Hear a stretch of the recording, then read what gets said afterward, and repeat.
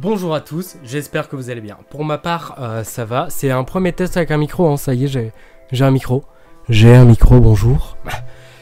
Désolé, je veux peut-être pas être d'une énergie totalement incroyable aujourd'hui. C'est la première vidéo depuis un moment et étant donné qu'en fait là je sors du Covid.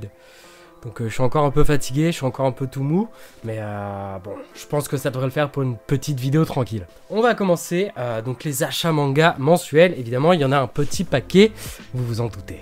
Et il n'y a pas que du manga, il y a tout d'abord un CD Naruto. Oui, j'ai acheté un CD Naruto, voilà, je voulais d'autres choses de Naruto que ce que j'ai habituellement. Je suis tombé sur un CD, donc je l'ai pris et voilà, je le trouve très sympathique, notamment que, regardez, là il y a les petits nuages de clonage et là, hop, il y a les clones et je trouvais ça... Voilà, je trouvais le CD plutôt sympa, j'avais payé 19 € je crois. Quand j'avais été à Paris, j'avais dû y aller pour un petit truc et donc voilà quoi. On va poursuivre avec le premier volume, donc en édition Okage de Naruto, et évidemment j'ai pris le tome 2. Donc je suis un peu content, déçu de ces premiers volumes, parce qu'il y a eu beaucoup de retard, il y a eu beaucoup de soucis d'impression. Les tomes sont pas super bien reçus, et je pense que je comprends un peu pourquoi. La qualité est pas dingue en fait. Donc pour le prix c'est un peu dommage je trouve. On poursuit avec le premier tome d'Onera qui sera évidemment en vidéo. Donc ce sera la première revue manga que je ferai avec ce micro et une revue manga de qualité je l'espère et j'espère que ça vous plaira. Mais je trouve que c'est un manga qui est totalement extraordinaire. Ils ont fait des trucs de fou, c'est-à-dire qu'en gros il y a une playlist qui a été créée, enfin qui a été composée, pour pouvoir écouter la BO en même temps qu'on lit le manga. Je trouve ça totalement incroyable et une idée fantastique.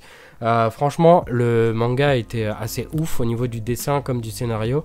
Ça a conquis énormément de monde, ça m'a conquis et en vrai on comprend absolument pourquoi. J'ai vraiment hâte d'en faire une très bonne vidéo pour qu'on en parle et que je vous donne mon avis. On poursuit avec le tome 5 d'Asadora que je n'ai pas encore eu l'occasion de lire parce que j'ai eu le Covid et avec le Covid franchement lire c'était un calvaire, donc j'ai pris énormément de retard dans mes lectures. Mais c'est pas grave. On poursuit avec les tomes 7 et 8, toujours chez Kana, de Martian Arquand Romance, que j'avais vu en animé quand j'étais jeune, et là j'attends, comme je l'avais dit, à chaque fois qu'ils arrivent et qu'ils pop dans les achats manga, que je veux avoir les 15 tomes pour pouvoir tout relire d'un coup. Mais franchement je suis content de continuer les achats comme ça de petit à petit. On poursuit avec le tome 22 de Beastars que je n'ai pas encore fini parce que le Covid ayant popé dans ma vie, j'ai pas trop pu lire en fait tout simplement le Beastars, donc j'ai un petit retard là-dedans, mais je pense que je vais continuer pour bientôt enfin boucler cette série qui je pense doit avoir une conclusion assez fantastique. On va poursuivre avec le tome 18 en collector de Tokyo Revengers, tome 18 que j'ai énormément apprécié, que j'avais lu d'une traite. Je l'avais lu juste avant de choper le Covid parce que je l'ai lu dans le train et le lendemain je suis tombé malade. Le lendemain j'avais le Covid, j'étais incapable de tout. C'était catastrophique. Donc ça a été ma dernière lecture et franchement j'avais vraiment bien aimé, hein, comme tous les tomes de Tokyo Revengers. J'adore Tokyo Revengers. Et je pense que vous aussi. On poursuit avec les tomes 5 et 6 de Rent a Girlfriend que pareil je n'ai pas encore eu l'occasion de lire à cause bien évidemment d'une certaine maladie fantastique qui m'a totalement achevé.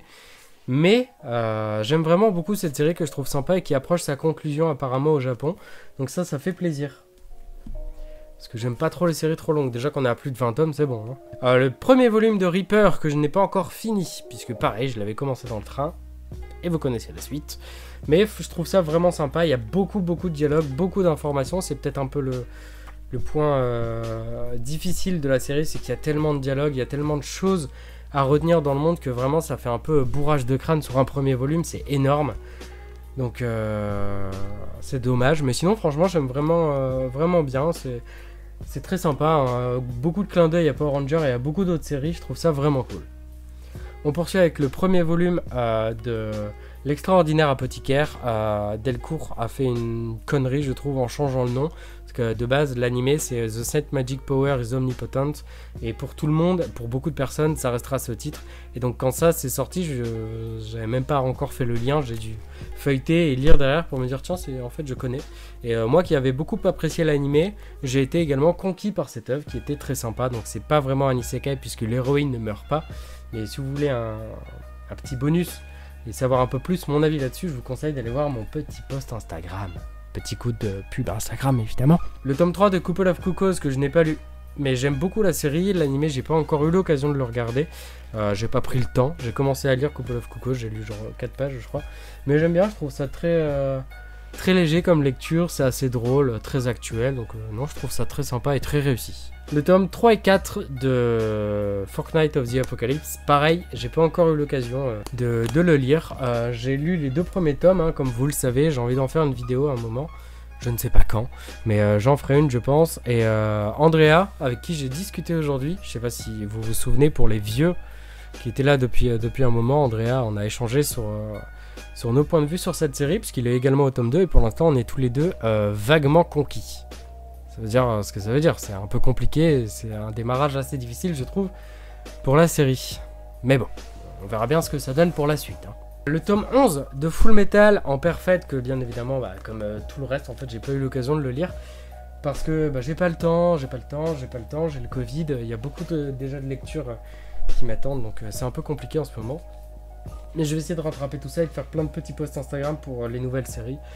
Ou des choses comme ça, je sais pas, quelques vidéos, mais pas trop non plus, parce que ça devient difficile en ce moment. Déjà avec le Covid, oui je dis beaucoup Covid, mais déjà en partie à cause de ça, mais aussi parce qu'avec le taf et tout, des fois quand j'ai fini de bosser, j'ai clairement pas envie de tourner, pas envie de monter, donc ça va dépendre un peu de mes humeurs. On poursuit avec le roman de Kiki la petite sorcière, le roman tome combien 6 ? Le roman tome 6, que j'ai pas encore eu l'occasion de lire, évidemment, parce que déjà c'est un gros pavé, et que Kiki pour l'instant j'ai encore le 5 à finir. Mais ça va se lire, hein. On poursuit avec une petite surprise de Eunice que j'aime énormément. C'est donc pour faire des origamis autour du studio Ghibli. Donc il y en a pas mal en plus dedans. Et je trouve ça vraiment cool parce que à la fin il y a les petites feuilles pour pouvoir le faire. Et vous savez ce que ça veut dire? Ça veut dire qu'en vidéo je vais essayer de le faire et de pas rager.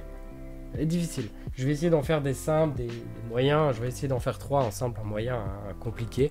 On verra bien. Mais franchement, je suis trop content. Et tous ces petits origamis iront bien évidemment dans le décor derrière. Ah bah oui, évidemment. Évidemment que ça ira dans le décor derrière. Vous me prenez pour qui? On poursuit avec les artisans du rêve du studio Ghibli, encore une fois. Ou pareil, ça j'ai pas encore eu l'occasion de le lire, mais j'aime beaucoup lire tous ces petits trucs avec beaucoup d'informations, beaucoup de choses très importantes sur le studio, et c'est ça que j'aime avec tous les bouquins que m'envoie Inis. On poursuit avec manuel de survie du touriste à Tokyo. Alors ça je suis assez content, parce que le jour où j'irai à Tokyo, je pense que je m'en servirai. Pour l'instant il va pas énormément me servir, mais je vais essayer de le feuilleter petit à petit et de retenir certaines informations, hein, évidemment, sinon ça n'a aucun intérêt.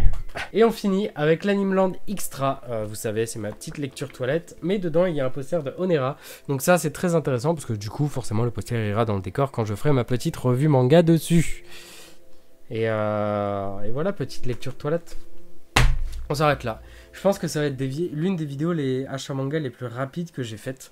Parce que j'ai pas lu grand chose déjà, mais aussi parce que j'ai le Covid. Et en vrai, là je le sens, à force de parler, de respirer, de souffler, je commence à avoir un petit peu mal à la tête. Fantastique cette maladie, j'adore ça. Donc je pense que je vais m'arrêter là tout simplement parce que j'y arrive pas là, je suis fatigué. Je vais retourner me reposer en fait, ça m'a épuisé de faire ça, c'est ouf. C'est incroyable. Là je décède. Je décède littéralement de tout avec le Covid, c'est affreux. Donc je vais aller me reposer et j'espère que le son du micro est bon, j'espère que tout est bon. J'espère que la vidéo vous plaît, je reviendrai avec des concepts, hein, comme vous l'avez vu, un peu cool, les origamis et tout ça. Des revues manga, des threads manga, des vidéos du roman au film, mais pour l'instant c'est un peu compliqué, comme je peux pas trop lire. C'est un peu compliqué de revenir de façon ponctuelle. Donc la prochaine vidéo sera pas une revue achat manga ou une revue sur un truc à lire, ce sera une vidéo encore un peu chill, un peu simple, mais qui moi me permet de revenir doucement avec cette saloperie de Covid et qui va me permettre de potentiellement vous faire des vidéos aussi qui peuvent vous plaire, hein, parce que c'est aussi ça le but, vous plaire et que ça me plaise aussi à faire. Enfin voilà, je vous dis donc à très bientôt pour une prochaine vidéo un peu plus en forme, je l'espère. Bisous sur les fesses.